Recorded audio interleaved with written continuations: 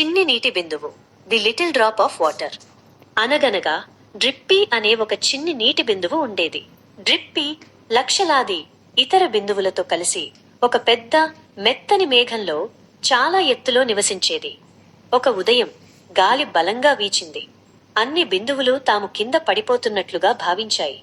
అవి పచ్చటి భూమి వైపు దూకుతూ కిందకు పడుతున్నప్పుడు డ్రిప్పీ హుర్రే అని అరిచింది. డ్రిప్పీ ఒక రద్దీగా ఉండే రహదారి పక్కన ఉన్న చిన్న మురికి గుంతలో పడింది. అయ్యో వద్దు అని డ్రిప్పీ నెమ్మదిగా గుసగుసలాడింది. నేను చాలా చిన్నదాన్ని. ఈ గుంత చాలా అపరిశుభ్రంగా ఉంది. ఇక్కడ నన్ను ఎవరూ గమనించరు. నేను ఒక పెద్ద వేగంగా ప్రవహించే నదిలాగా లేదా మెరిసే లోతైన సరస్సులాగా ఉండాలని కోరుకుంటున్నాను. డ్రిప్పీ విచారంగా మరియు పనికిరానిదిగా భావించింది. దాని పక్కన ఉన్న ఒక పెద్ద బిందువు ఎల్డర్ పెద్దాయన అని పేరు పెట్టబడినది. డ్రిప్పీ మాట్లాడటం వింది. చిన్నగా ఉండటం గురించి చింతించకు చిన్నదానా అని ఎల్డర్ ప్రేమగా చెప్పింది. చుట్టూ చూడు. డ్రిప్పీ చూసింది. సూర్యుడు ప్రకాశవంతంగా మెరుస్తున్నాడు. గుంత అంచున ఉన్న ఒక చిన్న ఎండిపోయిన పువ్వు చాలా బలహీనంగా కనిపించింది.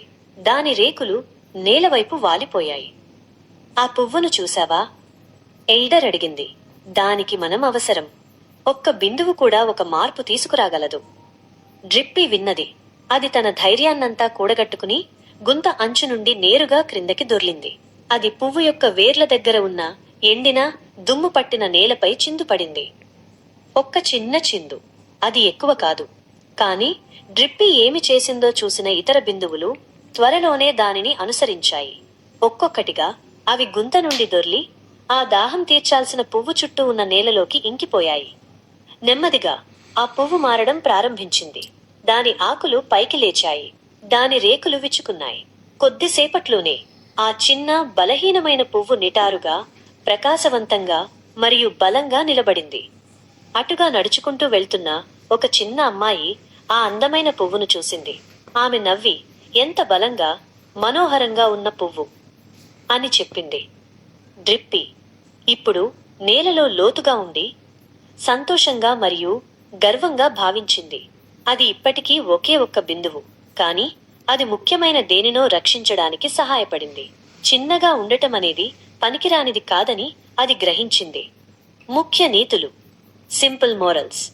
మిమ్మల్ని తక్కువ అంచనా వేయవద్దు.